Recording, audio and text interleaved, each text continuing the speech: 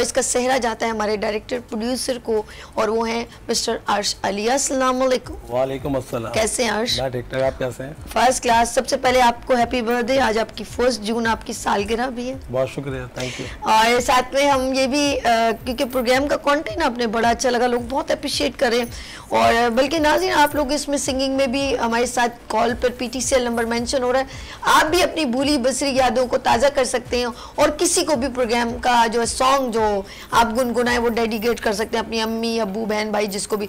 ये एक खूबसूरत सुनहरी यादें होती हैं। तो अर्श, आपने माशाल्लाह भी एक और चीज़ इसमें ऐड की, राइजिंग स्टार। ये कहाँ से आपके जहन में आया?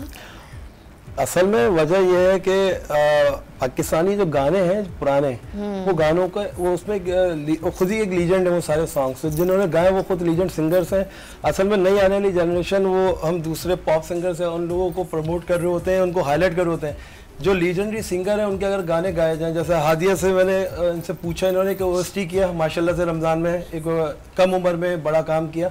तो मैंने इनसे नैयर नूर के बारे में डिस्कस किया, तो उन्होंने कहा सुना है मगर कभी गाया नहीं। फिर इनसे इन्होंने मुझे वॉइस भेजा तो मुझे बहुत अच्छा लगा। फिर मैंने कहा वहाँ प्रोग्राम का हिस्सा बने।